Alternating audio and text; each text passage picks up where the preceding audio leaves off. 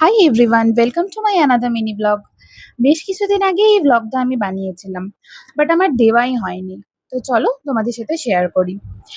আমি আজ অনেক সকালেই ঘুম থেকে উঠে গেছি, কারণ আজ মাসির বাড়ি যাওয়ার আছে। তো সকালে উঠেই ফার্স্টে বেডটা ক্লিন করে নিলাম, তারপর স্নান করে এসে রেডি হতে বসলাম।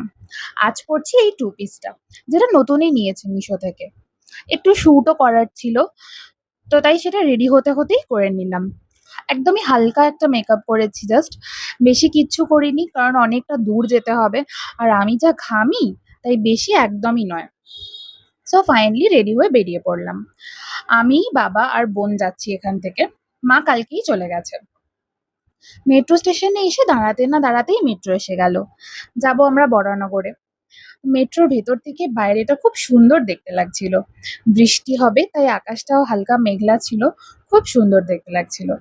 বোনের সাথে এই গল্প করতে করতে আর গান শুনতে শুনতে এসে গেল বরানগর স্টেশন। নেবে বেরিয়ে একটু যেতেই দেখতে পেলাম চায়ের দোকান। প্রচন্ড চা খেতে ইচ্ছা করছিল, তাই দাঁড়িয়ে আগে চা খেয়ে নিলাম।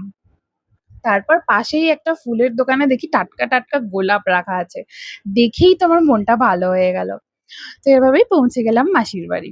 তো অনেকেই এসেছিল ওখানে, সবার সাথে কথাবার্তা বলে ওখানে সারাদিন থেকে দুপুরবেলা খাওয়া দাওয়া করে বেরিয়ে পড়লাম। বাবা মারা আগেই চলে গেছে, আমি পরে বেরোলাম দাদার সাথে যাব বলে। তো বেরোতে না বেরোতেই দেখি হালকা হালকা বৃষ্টি পড়ছে। এই ওয়েদারটাই এমন, সারাক্ষণ কম বেশি বৃষ্টি পড়েই যাচ্ছে।